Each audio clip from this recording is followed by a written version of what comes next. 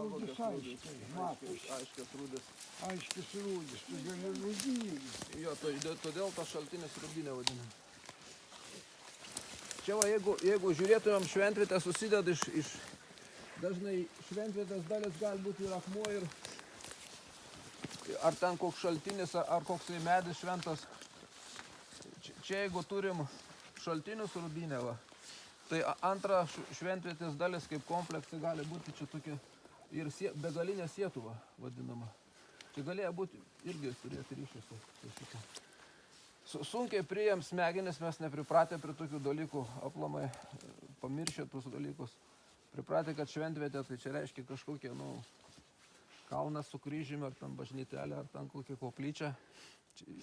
Tais laikais kitaip žmonės garbindavo Dievą ir žodžiu, apeigas atlikinėdavo, bet Lietuva įsiskiria tokių išskirtinių, tokių mitologiją, kad ypatingai daug šventviečio išlikę. Ir dievų mes daug Ir turėjom. daug dievų turėjom ir labai sudėtingai vis buvo taip. Krikščionybėj turėjo tik vieną dievą, ne? O pagonių tai buvo labai daug dievų. Kaip kaimiečiams gal tam sluoksniui buvo vieni dievai, ten kokiems karvedžiams kiti, o kunigaikščiams. Tai kiekvienas turėjo pagal čia, savo. Jo, Rekčių piliakalnį, daleiskim, ten yra. Šiemet didikai turėdavo savas šventvietę, savo tam dievus. Jeigu ten Rekčiuose buvo šiemet ir Kęsgailų žemės, tai turėjo tokį Ventį Rekčiukonį. Tai ten dabar Rekčių kaimas yra ir Ventą pro šalį teks. Aš galvoju, tas piliakalnis ten gal kažkokį ryšį turi su tais dievais. Kas ten žino.